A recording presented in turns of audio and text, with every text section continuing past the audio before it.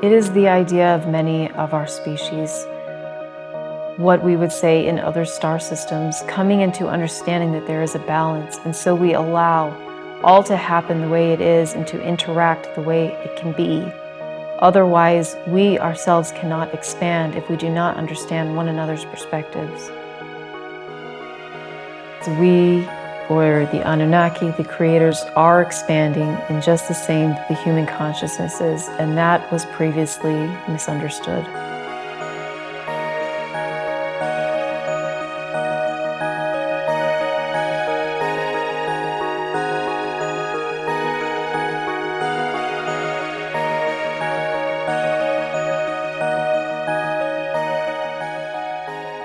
In this third density has been beneficial for your learning, because now you can become the teachers and expand even more fully into the source energy that we are all trying to, what you might say, make sense of or understand within our hearts. Because you see that there is a paradigm allowed here on Earth, or a sort of game shift, you understand perhaps the mindsets that can trap you into that space. There are others elsewhere that have fairly similar mindsets. Perhaps you can be their guides and teach them ways to expand past beyond what you call the matrix or the game playing. But how would you know if you hadn't had some of that in your perspective?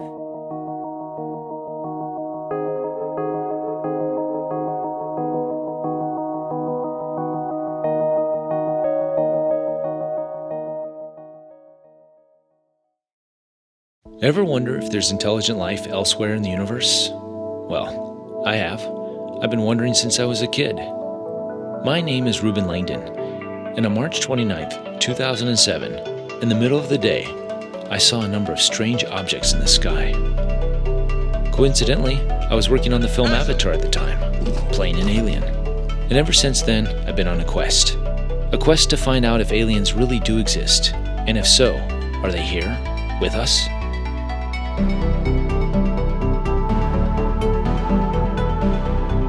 If beings of higher intelligence are here, what is their purpose? Why don't they make themselves more known? Why the secrecy? I've asked these questions to many experts, yet each seems to have a different theory. So I thought to myself, why not ask the aliens directly? So that's what I set out to do. Well, sort of.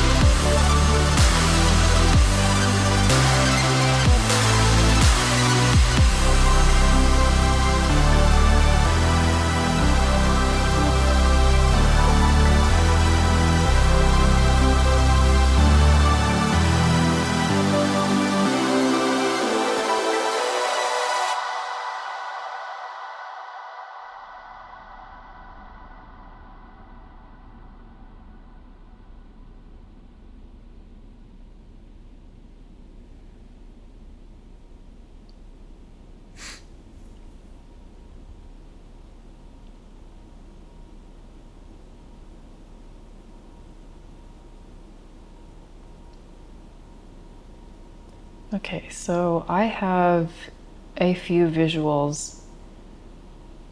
I feel like my strongest one is a woman from the council, as well as I would say an insectoid. Okay. I would say gray, but it's tall, skinny, and it has more of like antenna style instead of a human face, if that makes sense. Mm-hmm. But maybe closer to a mantis? Yeah, similar to that mantis. type of breed, or if that's what you call it. Yeah. So depending on the question, those are the two collectives that want to answer. So depending on how far back or what question the Draco also wants to respond. He says most particularly if he references the shift over, which we were talking about when the beings came in and basically took over our consciousness. Right. He knows a lot about that time period. Okay. Well, let's start with Atlantis. Okay. I hate to put a timeline on things, but I'm guessing around 25,000 years ago. Okay. Okay, so the woman says further back than that, Okay. my love. But yes, a very special time period indeed. What is it that you would like to know?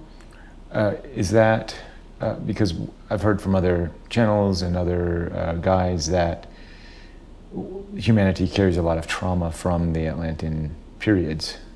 So I guess my question would be, is much of what we're dealing with on the planet now, is it tied into the Atlantean energy?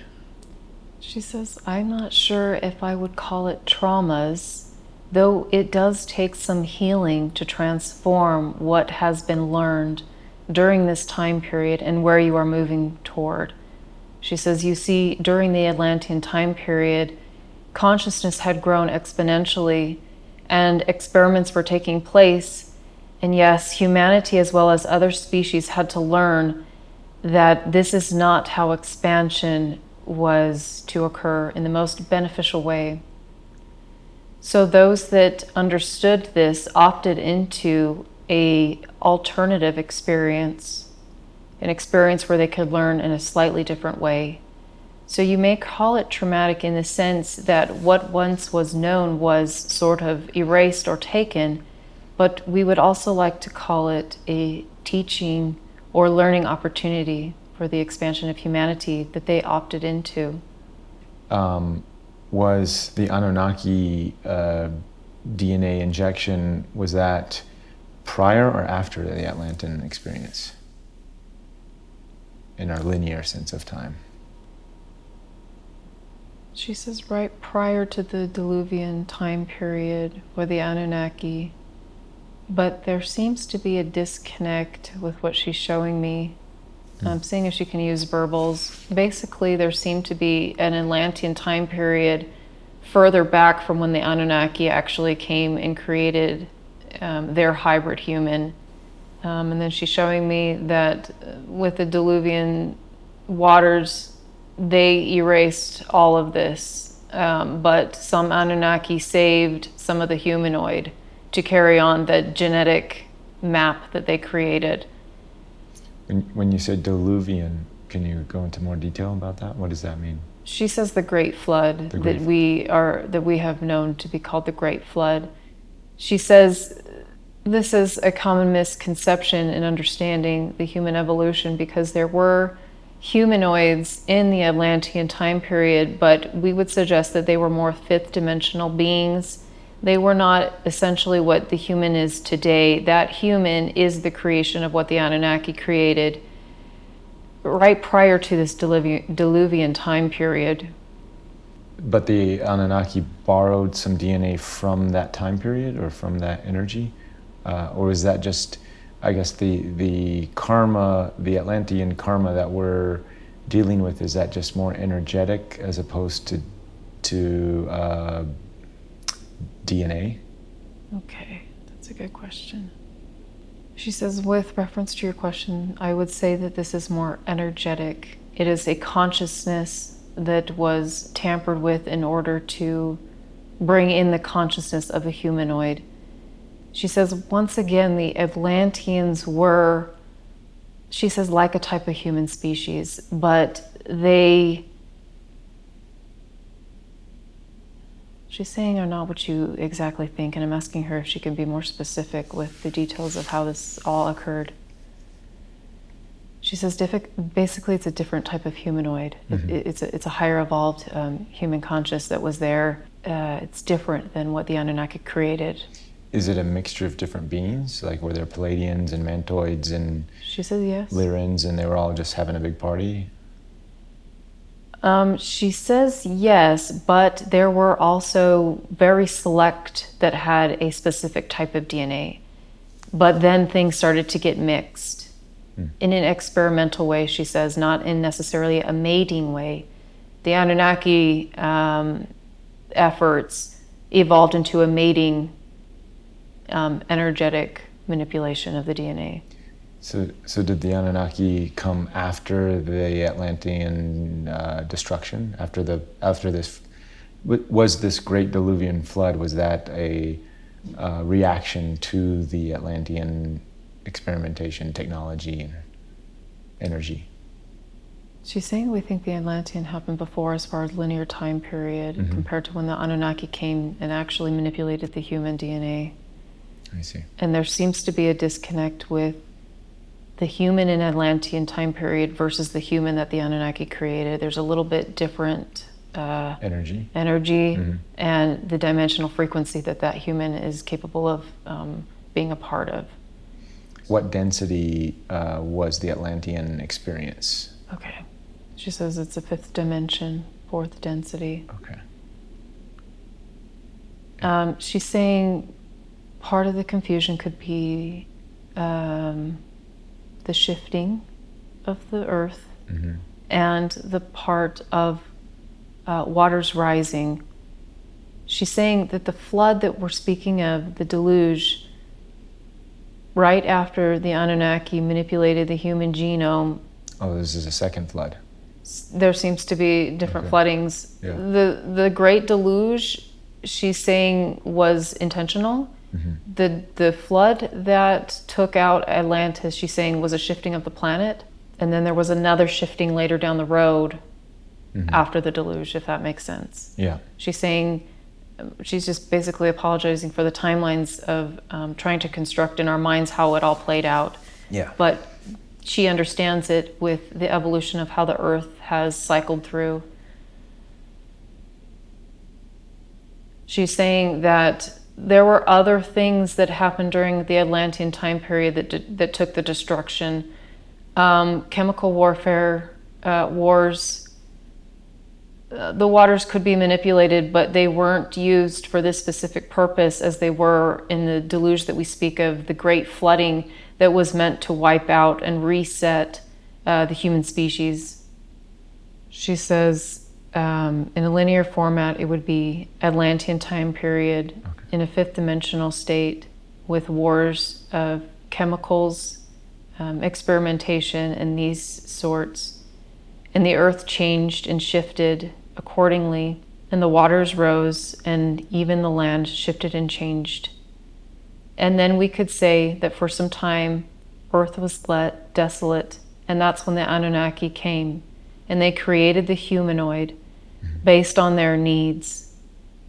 And she says things began to spiral out of control in a sense where they were repeating the Atlantean time period with their experimentation, and understood that now they would have to deal with the energy accordingly, and created a flooding to reset the species. So the Anunnaki actually created the flood. She says yes. Was this coming sort of from the higher ups? So were they ordered to do the flood? She says they didn't. It was not an order. They felt that a reset was necessary in order to undo the karmic energy that they had done.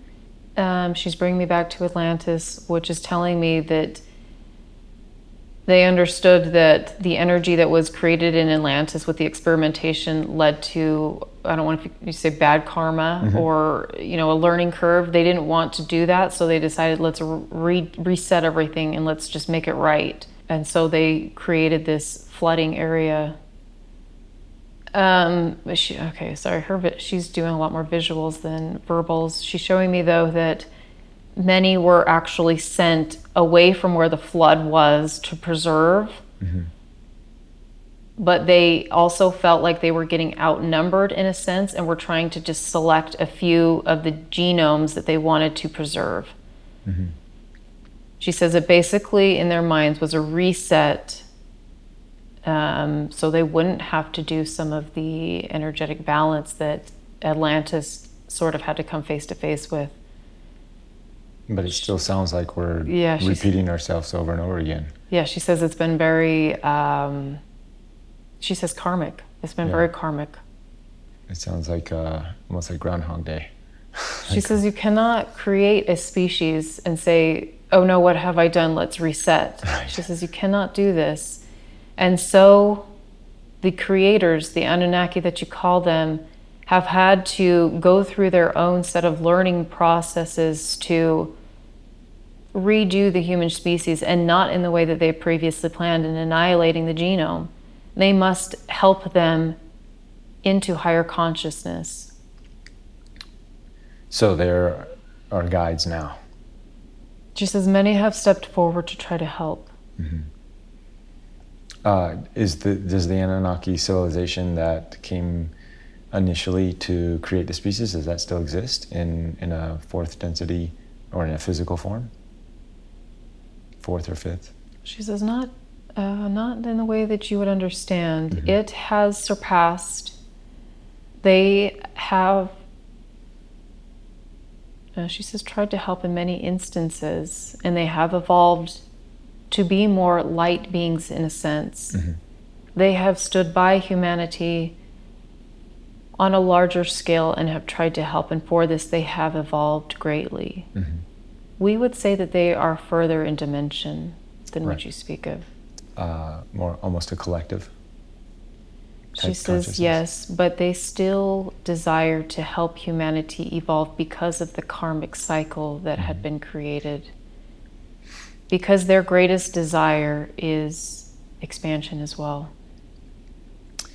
It's been said that we have DNA from various species, Palladian,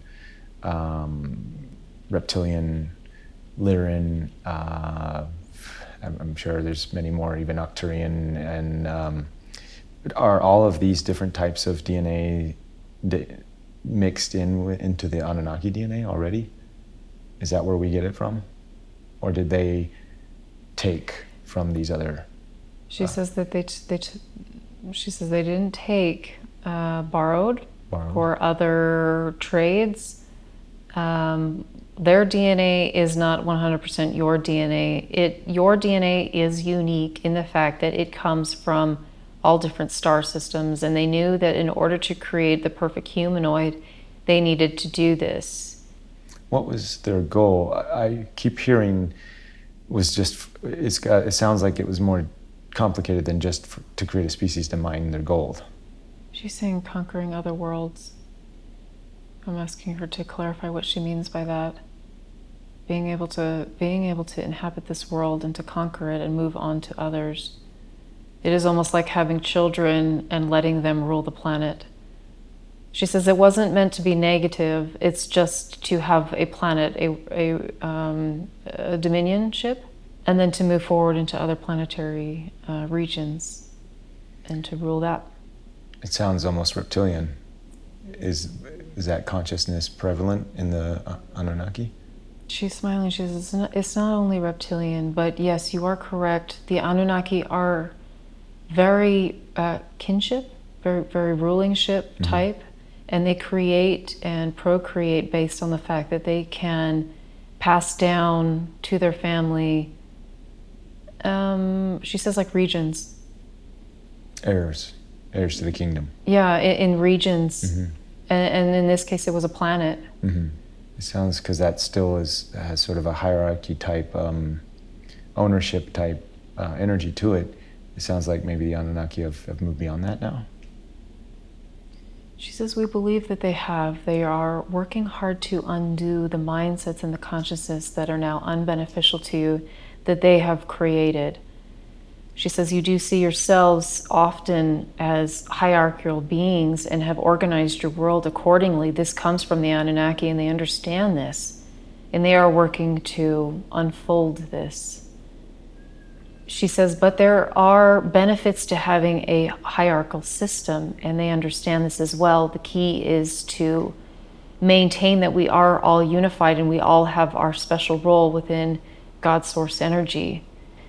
It sounds like maybe because we have this Anunnaki hierarchical energy that maybe we were open to inviting a reptilian energy at some point. She says you are very correct in believing this. The reptilians have a very compassionless perspective, and so their idea is to dominate. But keep in mind that the Anunnaki as a whole is not just reptilian. They are, she's saying a unique species. I'm asking her to pinpoint if I could get a region. It sounds almost Orion. I'm getting like a conglomerate of maybe just, I feel like there are reptilian in this region and also like blondes. Palladians. Yeah, and I feel like they're working together, Yeah. and that's who we call the Anunnaki. Yeah. And I even feel like there's insectoids involved with this. So we have reptilian, insectoids, and the humanoid, or the Pleiades, part of Orion being the Anunnaki creators. What are the insectoids' roles in this mix? Donating DNA. Okay. They helped with constructing the genome. They help with intuitive abilities. The empathic and intuitive side of a human comes from the insectoids. The survival skills often come from the reptoids, and being able to, she says, survive under harsh conditions. These type of things. You need these things, even though they can often feel dense. You need the DNA from these type of species. She's bringing me back to part of the question earlier that we spoke of, the reptoids. When did they come in? At what point in our history did we allow that energy to come in? Okay, so she wants to talk about the hierarchy because that kind of helps understand it. She's saying that all these beings understand hierarchy. It's not just the reptoid. Even the Pleiades understand that there must be some type of hierarchical collaboration formed in order for order? Structure. Yeah. Yeah. She says it's not saying that others are greater or others are lesser. It's just the way to keep organization. She says, now that being said, if the higher look down upon the lower as lesser and the lesser feel that they are lesser, that is when the domination occurs and the consciousness can shift. But let me talk about timeline first, and then I can explain to you some of the other beings behind the agendas that what you would call reptilian. She says, let's call them the serpent species. Yes, okay. But this doesn't necessarily mean that they are reptoid of nature. It means that they are of the serpent star system. I'm asking her if it's alpha, like the Alpha Draconis. Right. She says yes, but it's also bigger. Okay.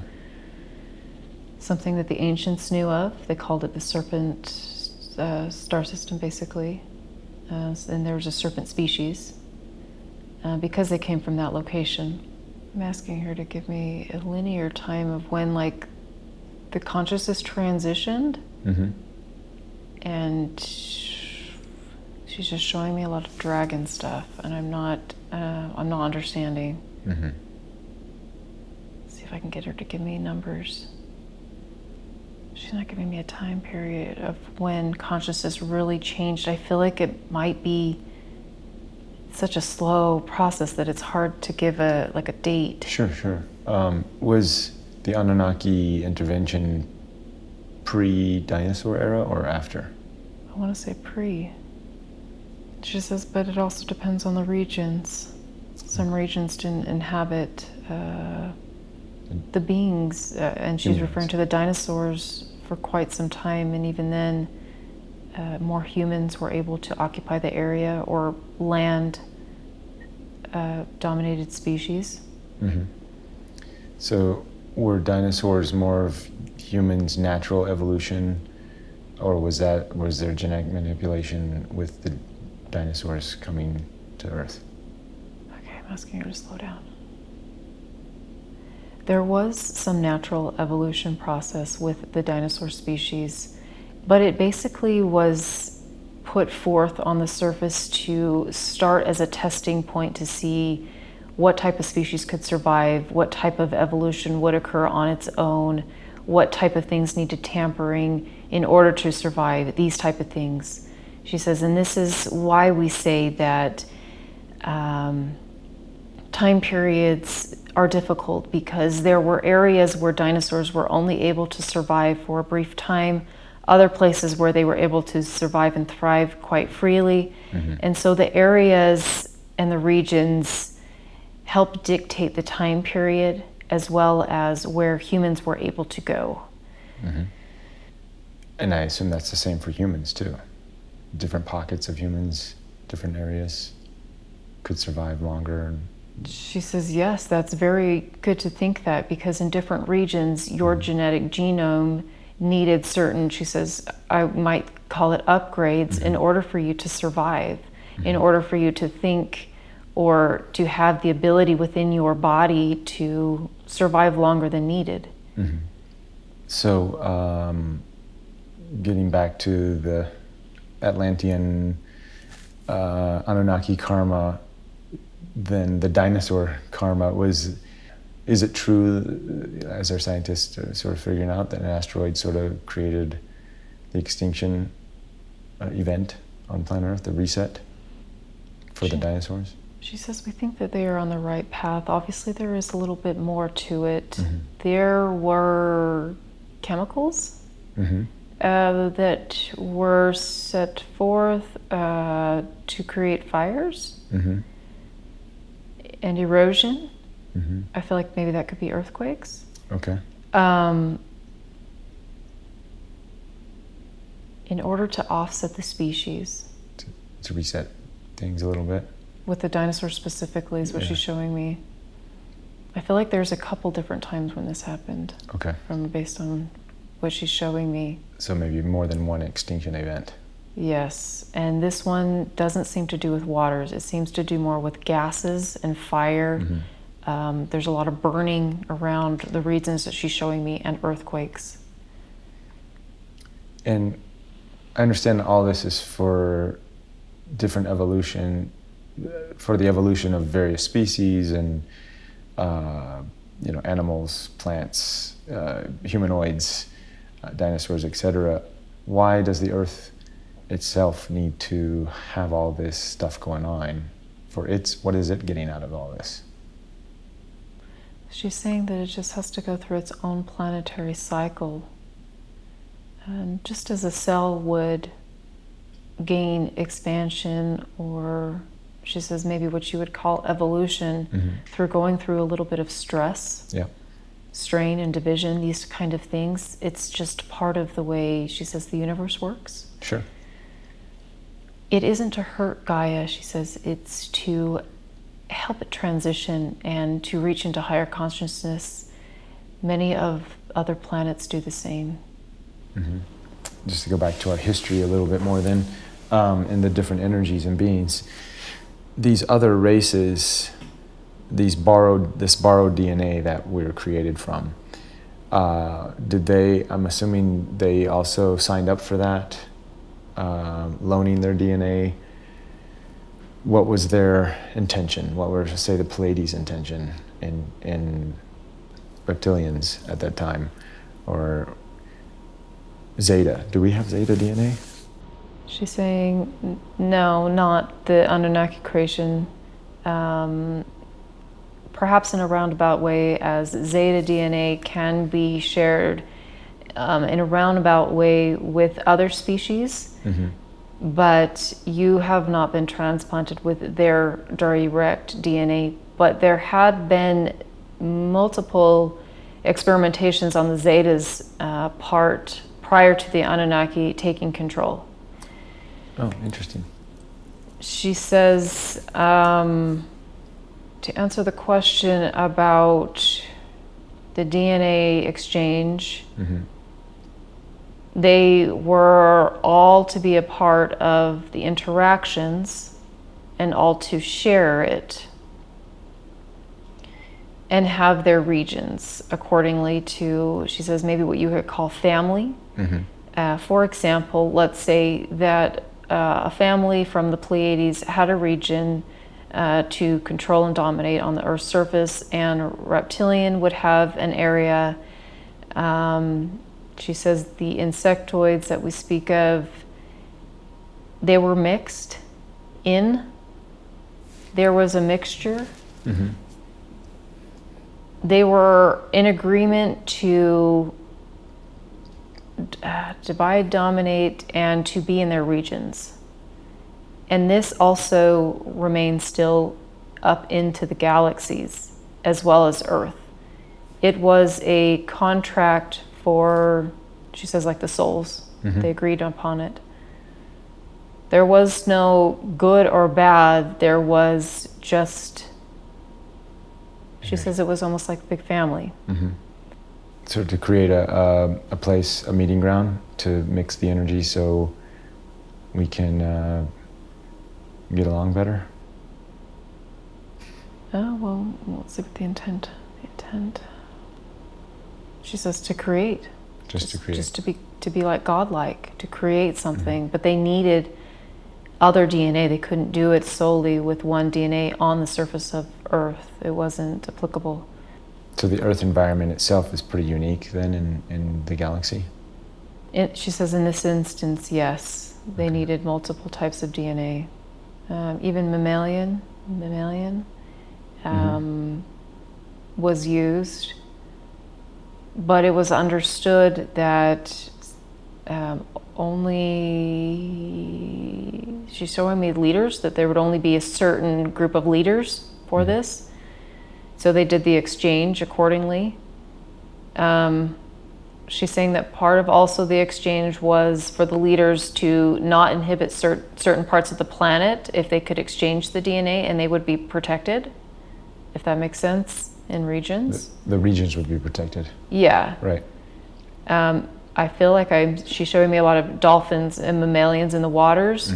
They were not to dominate the waters in the way that they did the land, and for that they could exchange DNA. So there were these contracts and agreements.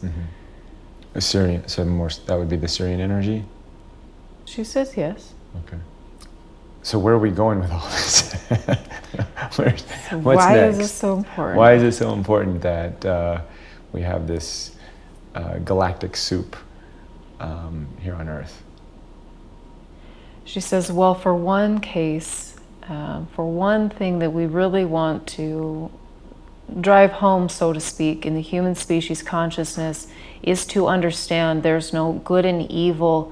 The serpent species has been termed as the evil, the benevolent, the Pleiades, and they have been working together.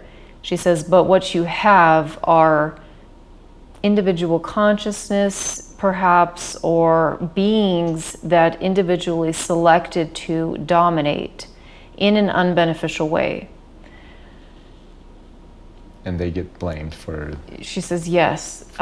Basically, too, she says, we want to go back to the serpent species because we have spoken that they are not all reptilian. The serpent species also has beings that have used the domination for evil purposes, quote unquote, she says, to take over consciousness. But they don't look like reptiles. So basically, we've pinned the reptile as the bad, the benevolent blondes, as the God good. Of course, because that's what we look like. Yeah. We're good, you're bad. Anything looks different. But I almost feel like they were good, so to speak. They were trying to be creator gods, and other species from the serpent species used that power to dominate the human consciousness. Okay. If that makes sense. Using an archetype is only going back so far. It sounds like there's more to the story than just archetypes. She says, yes, consider once again the part of your question where you brought in the dinosaurs. They are survival, but their DNA is key in the the planetary creation. And so when you consider this, you consider that the human is a large part of this. So to hate them would be to hate yourself. Absolutely.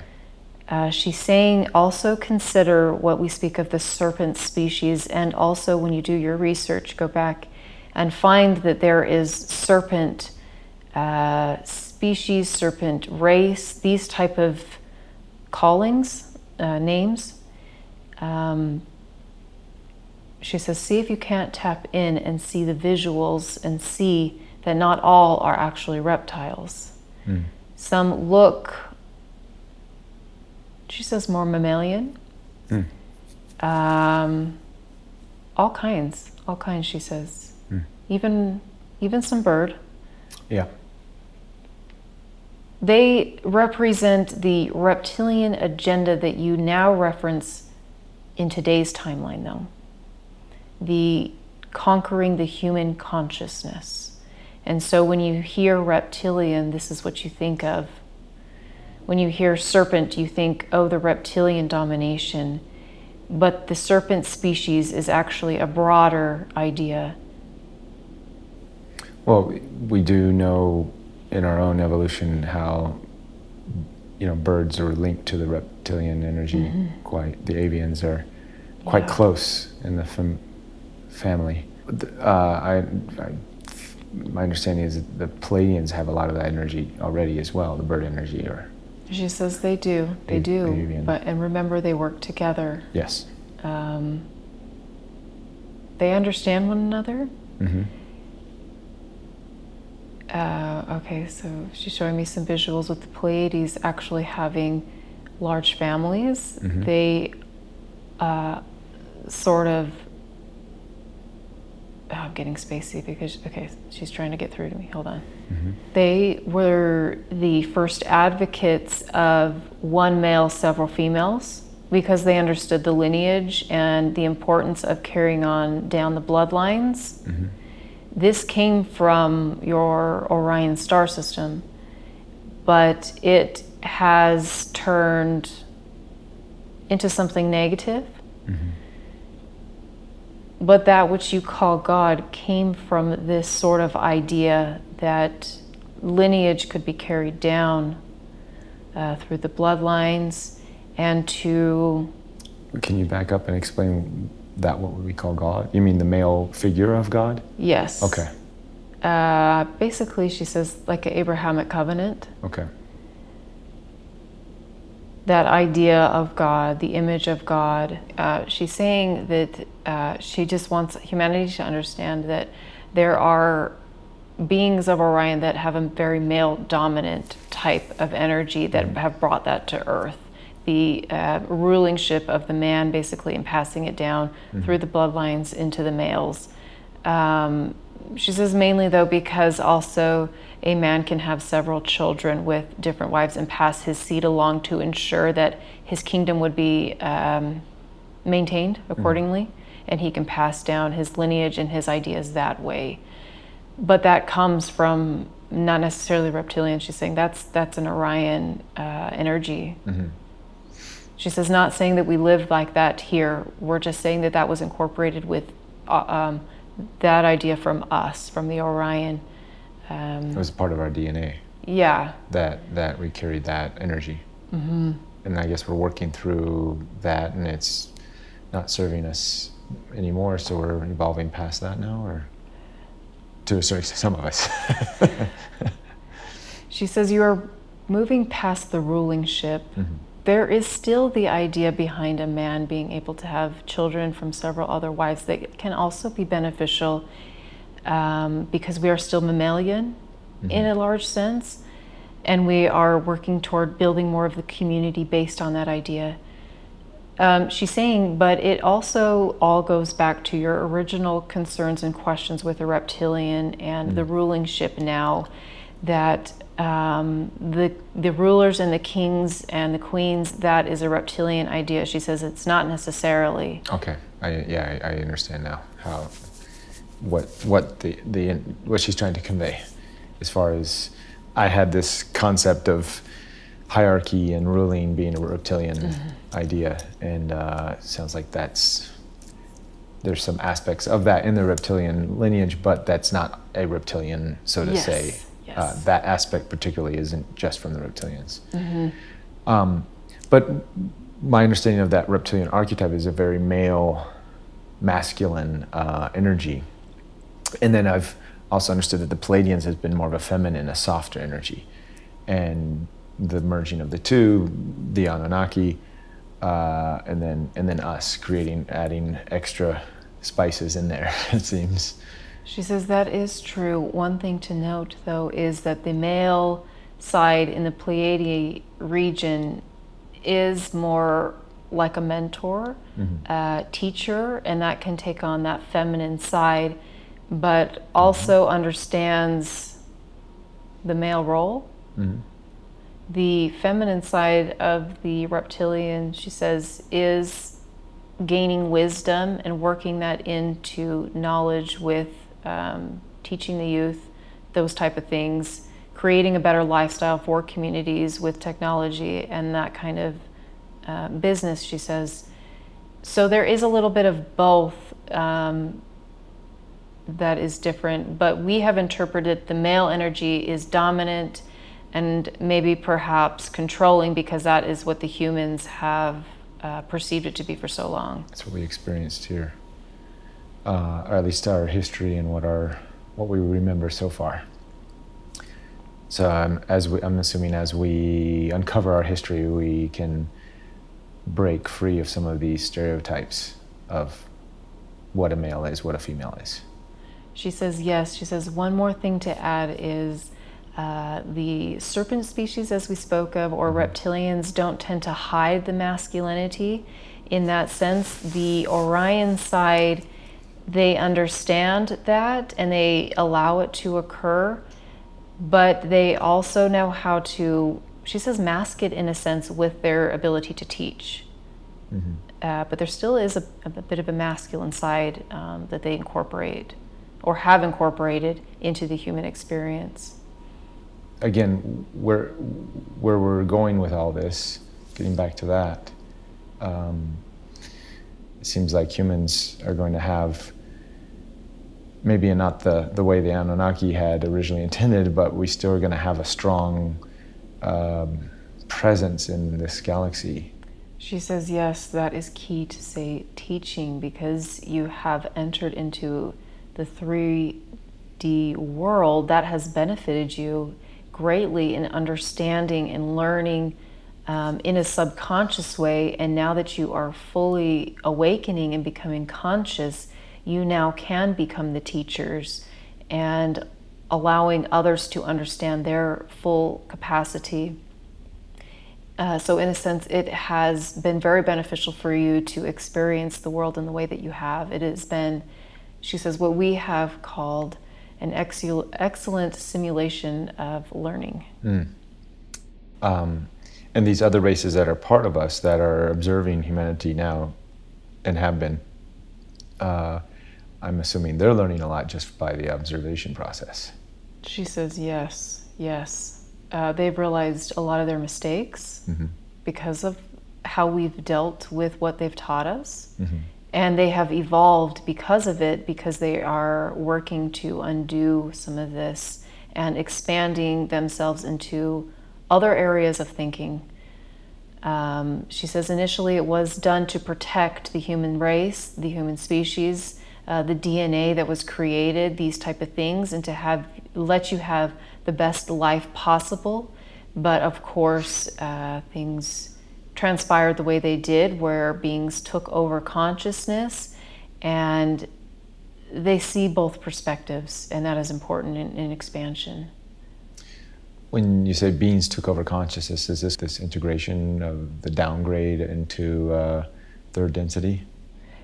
Yes, she says it's back into the serpent race, which is not necessarily the serpent, but beings that wanted to take over consciousness. And then now you have lower dimensional reptilians that, she says, and others, she didn't want me to limit it to that, but others that like to maintain control over the consciousness. And because the energy we were at in our evolution. That was sort of an easy gateway into that. She says, yes, they understood the cycle of the planet. They understood that when the planet cycled in a particular way, that it opened a gateway, as you spoke of, to enter into lower consciousness. And they were forced, the Anunnaki and higher beings of dimensions were forced to leave because they could not re-enter in the same way that they would. They were not able to appear to humans like they had before and guide them. Everything was subconscious, she said, at that point. So almost like getting in contact now for many of us who are having dream experiences, when things become too dense, then that's really the only gateway in. Where maybe on some parts of the earth where the actual physical area is in a higher frequency, then those can be gateways of doorways in for higher dimensional beings physically.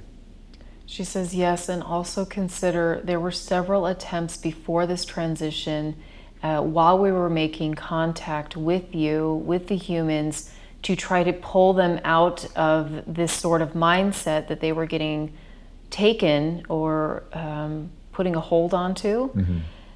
But the humans wouldn't allow it. They still worshipped the gods that led them into avenues that were unbeneficial. They still desired trade and money over spiritual things at this point, and we could not reach them. She says, so we were asked to leave by the consciousness, basically. Here. So it was our own doing. It wasn't an outside source.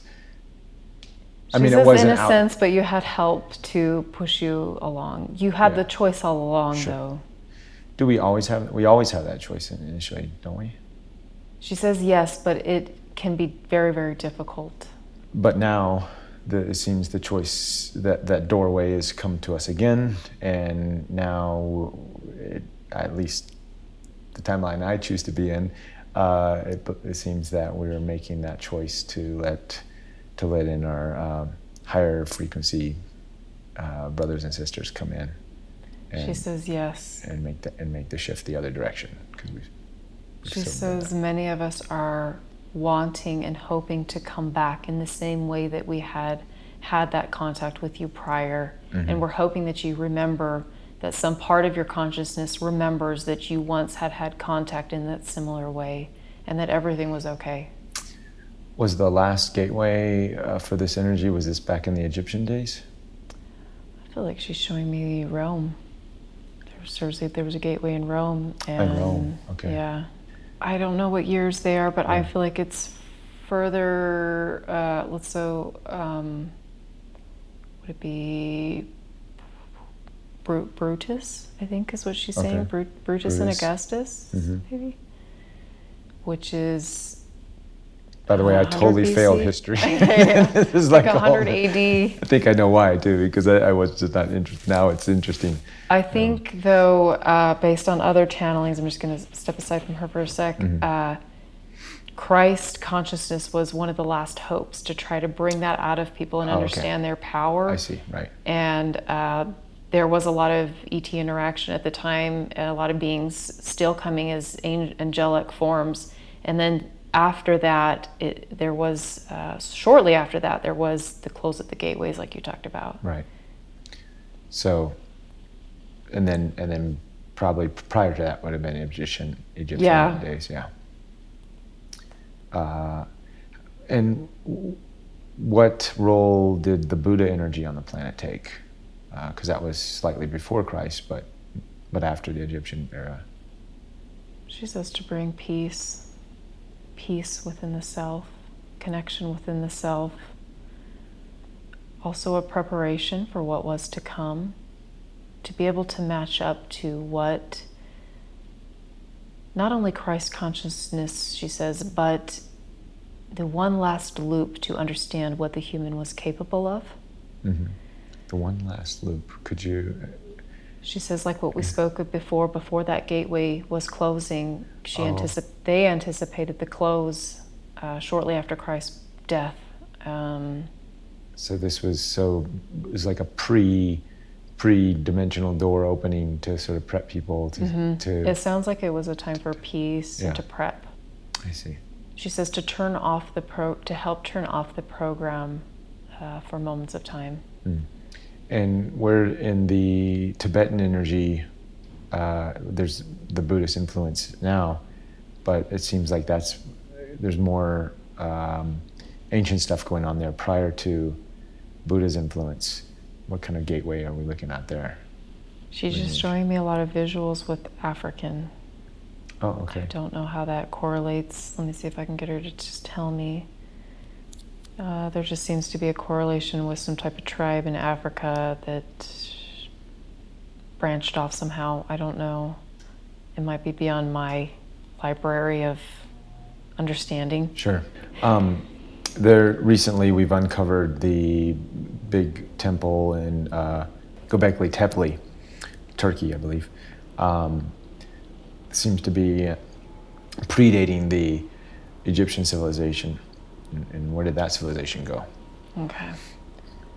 Okay, so I got a lot of grays, actually, that she's showing me. There are reptilian type beings that she's also showing me connected.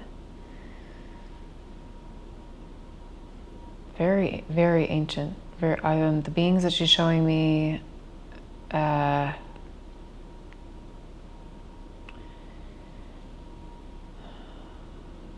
almost look also insectoid. Let's see if she can give me any other information on the temple.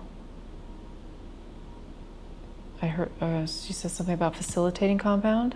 Pyramids that they're... That's what she said. I asked her what was it for? What was it? A facilitating compound.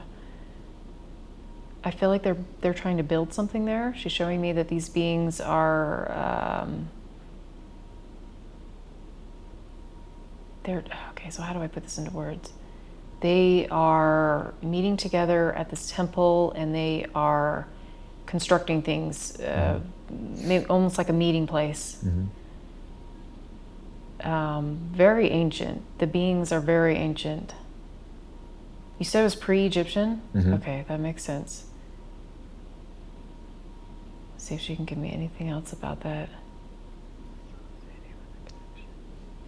So facilitating with the connection of interdimensional beings as well. Basically designed as almost a loop to gain clear connection for furthering construction of communities and towns, way of life, even some mining, she's saying. It's using for mining. Okay, so she's showing me that some animals were brought for genetic alterations, genetic assistance. She says all kinds of things. This temple's very old. I asked if it was a spaceport of any kind. She's saying no, that it was more of like a place of communication type. I don't see any spacecrafts landing. Was the Giza pyramid area, was that more of a Stargate of sense?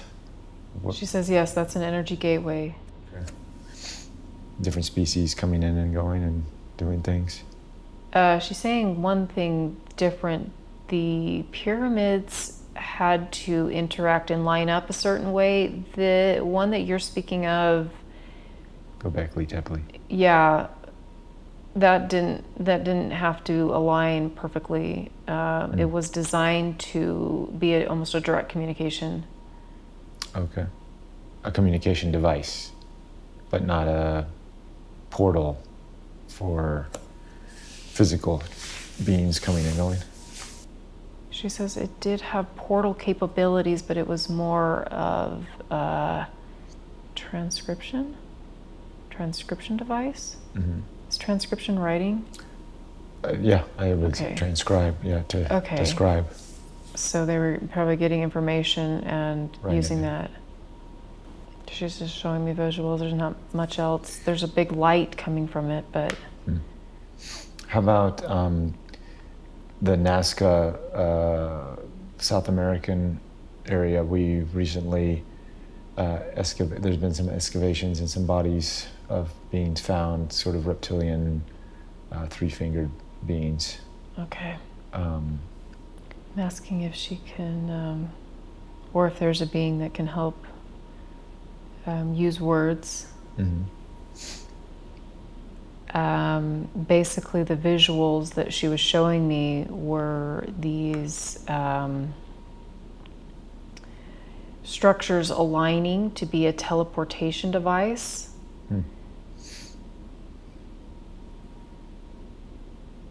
And then beings were able to come through that.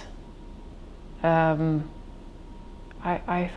so she said they were also, they were, I feel like she's saying they were here to help mine.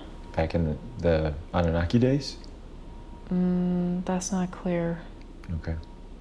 Based on what she was saying, there's something to do with teleportation and mining with those beings, as far as what I asked about the role.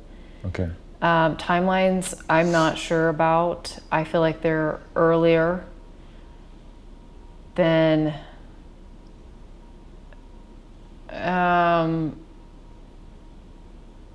she's showing me before the first people along the Aztec. Mm-hmm. So there was like different timelines for the Aztec people and the Mayans prior to that. So I don't know how that all plays in to history. I feel like she's even shown me that it's even before the humanoid was even built. I feel like it's before even before the Anunnaki came through? She says no. Oh, okay. Just right after. Okay. To assist the teleportation devices. They were assisting the Anunnaki? She says yes. They were given land rights for assistance because they had certain knowledge of teleportation that the Anunnaki needed help with. She says, or we could even just say beings on the planet, because not all of them were creating the human at that time. There were other beings that could come. But the Anunnaki established Earth as their planet for the long run, and so created the human to establish their domain. But other beings were coming and going at that time. This is one of them. When did the quote-unquote quarantine, that's a loose term we use for the human race, for these beings to stop coming? So she says that there are two parts to that question. Okay. She's saying that she's giving me the 1950s, 1960s, that there were some more rules put in place with actual visitations. But then going back to where we could physically see them on a day-to-day, like we were talking about, that is in the Roman time period when things transitioned. Oh, so prior to the Roman era, there was more ET traffic? Yeah. So, let me see if I can get her to... about 100 to 200 years after what we know as Christ's death. That's when things transitioned, where there were no more visitations from light beings in this quite the same way. She says, but when you speak of visitations from other planets, like we spoke of other beings just coming, there were more stricter guidelines put in place, she says, after the 1950s into the 1960s. Is that because we had such a flux of ET activity after the nuclear bombs? I'm asking her why that is. And she's showing me the presidents. She's showing me the president. Had some, there's also some from other countries. She's showing me they basically, I don't know how it all went down, but there were some rules put into place. She's saying that Earth has been quarantined in different ways at several different times. And because of what we spoke of prior, the light beings were not able to come visit the humans in quite the same way because it had dropped down into lower density. Sure. And then, as you speak of, other density beings that could resonate with a similar frequency on Earth and come down and make some type of contact were forbidden. And the threat was if they continued, more chemical use would be chosen. So it's kind of been a trade then on both Yeah. sides for, okay, we won't intervene if you don't intervene. Mm-hmm. Interesting. She says it was like, don't bother us. If you do, more chemicals will be expelled. Mm. I'm asking her how did that happen though? She just said communication lines. However they're communicating. You mean how did these agreements come Yeah, through? as far as like with our governments. Right. How did that all happen? Mm-hmm. She says through communication lines. Mm-hmm. So I would assume that might not be face to face, but however they communicate. Sure. Now, more people are having experiences and interactions and dream time experiences. Are we at another gateway, or was 2012 one of these gateways? Okay, so she's nodding yes to 2012.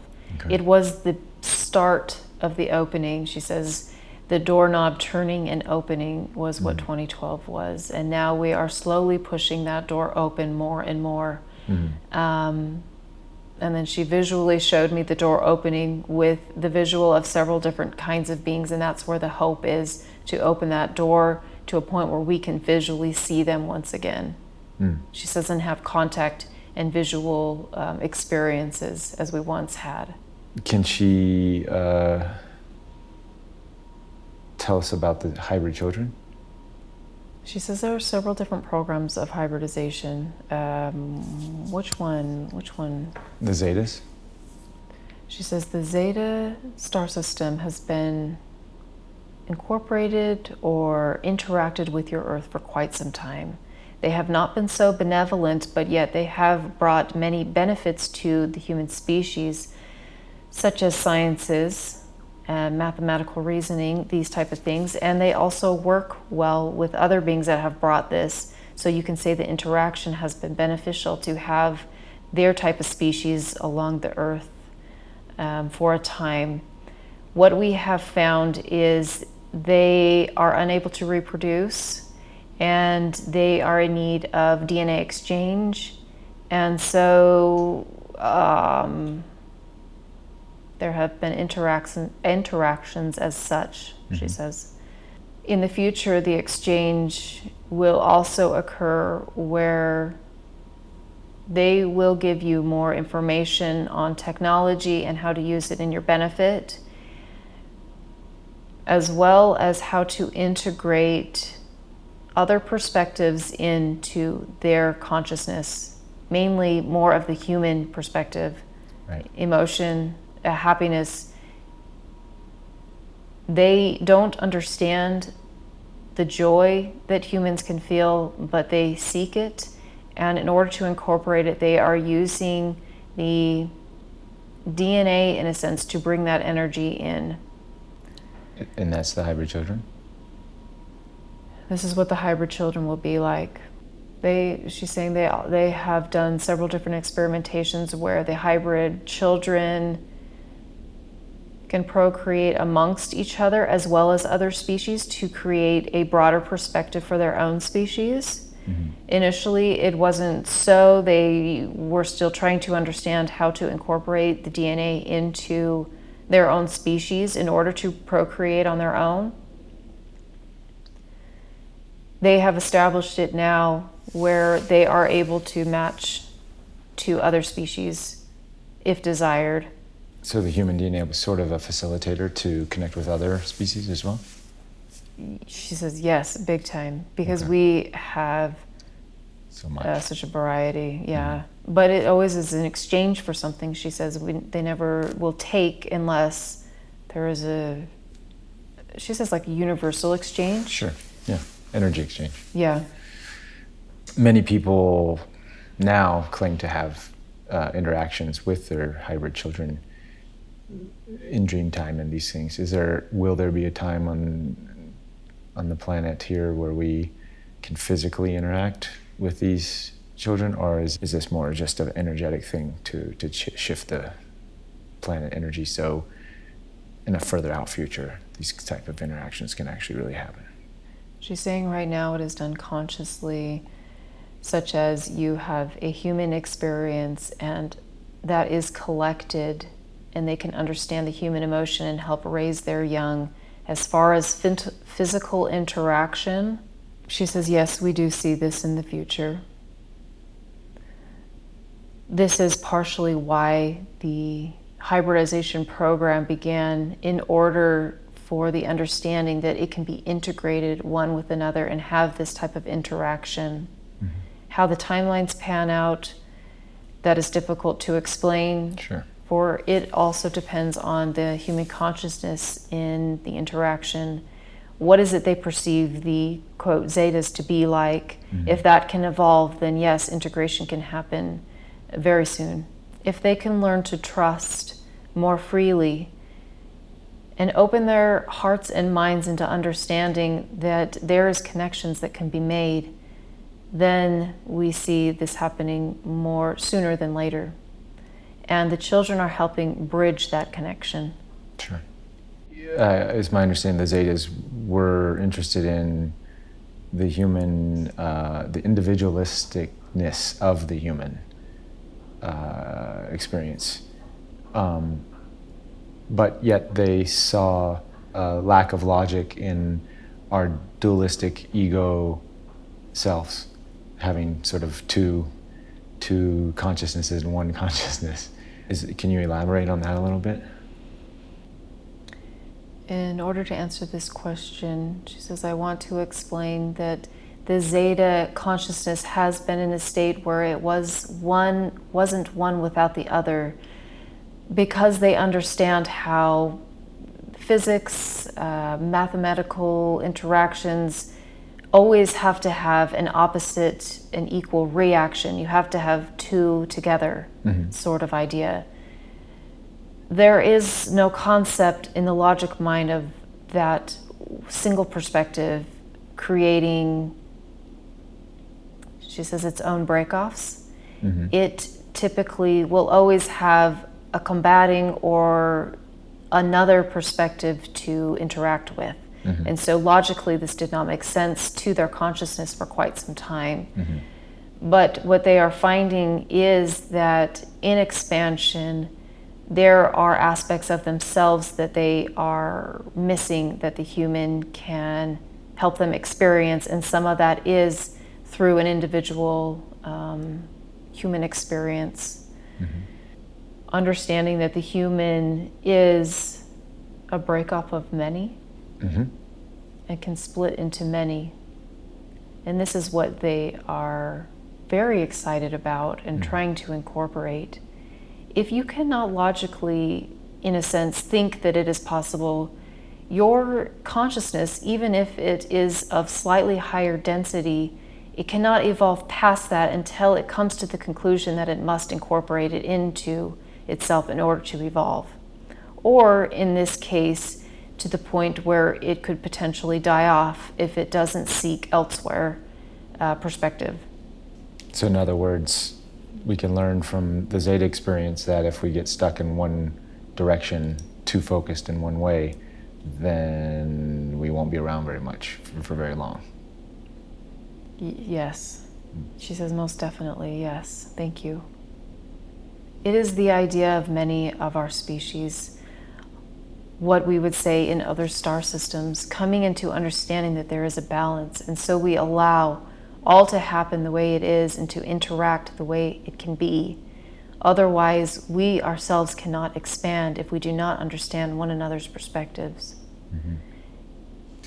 So for getting back to our history, it just sounds like the human soup of all these different beings over our history of interaction and DNA and energies, and it's just been one big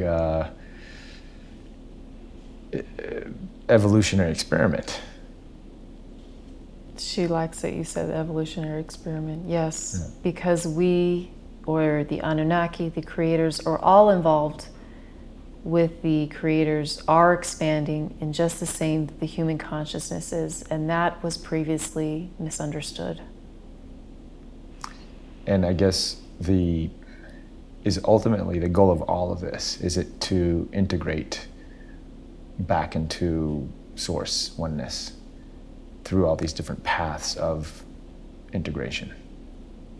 She says yes, and with that to understand that living in this third density has been beneficial for your learning, because now you can become the teachers and expand even more fully into the source energy that we are all trying to, what you might say, make sense of or understand within our hearts.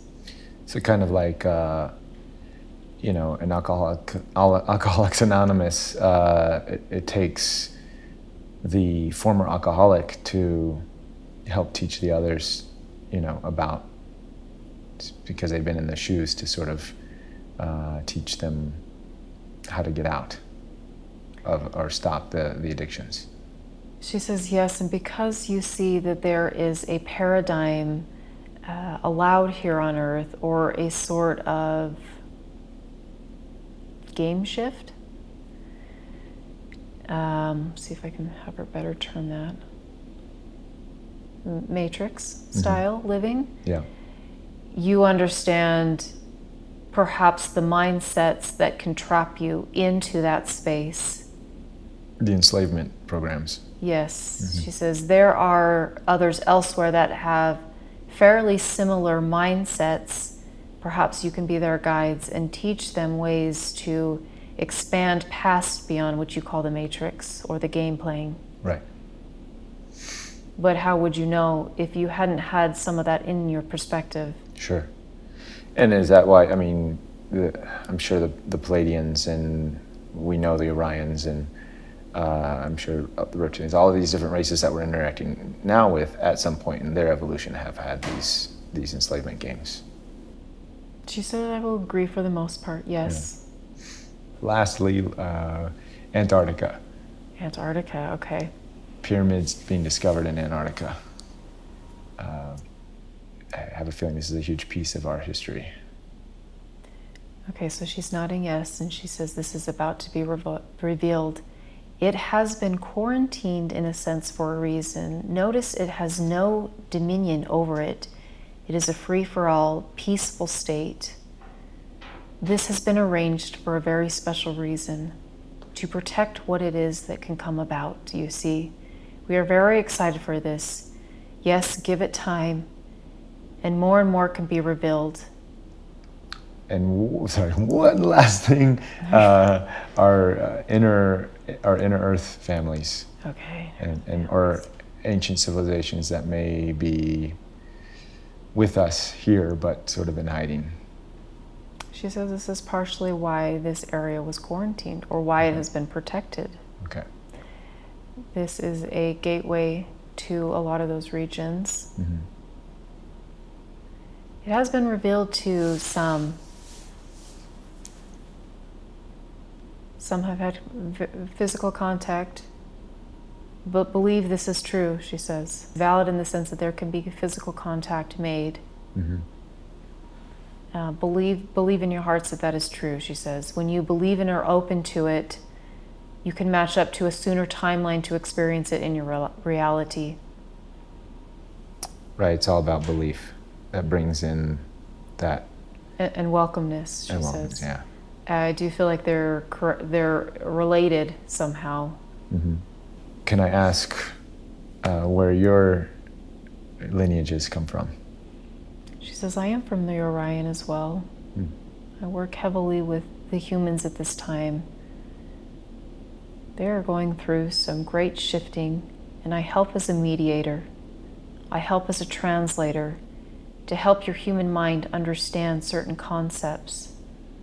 Forgive me, for I am trying to learn how to communicate in my best way to the human mind. For I see things as the larger picture, and you see things as a small scope, and I'm trying to shove the larger picture into that small scope in a way that you can understand and also see the big picture. I think you're doing a great job. Thank you very much. I'm definitely getting it, and I'm sure the people watching here will better understand this reality from your perspective, sharing your perspectives.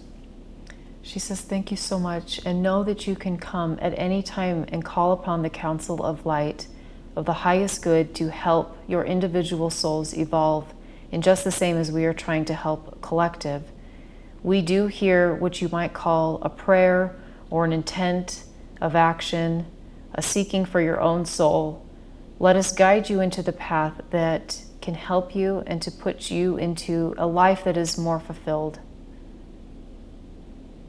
Only if you set the intent to let the doors open and you get to select the door. It is not us to tell you which way to choose, but we can give you different ideas and avenues for you to choose. She says, this is what we are very excited for you, Reuben, because this is what essentially will be happening for you in this next year. You will have many doors, but you get to choose which path you will take. Some of them, she says, could be lighter than others. Know this. And that is when perhaps the intent would be of my highest good, we can guide you to that path. Well, I hope we can continue these conversations in the future, and I appreciate all the sharing and knowledge and the in-depthness of our history. It sounds like we're just on the tip of the iceberg.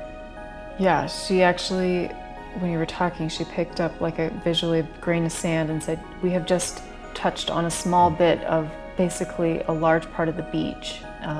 But she says, we have outlined the most important parts. The details can come later as long as you understand the bigger picture, as long as you can understand the bigger picture behind humanity and the origins and how it all plays out into where you're going in the future.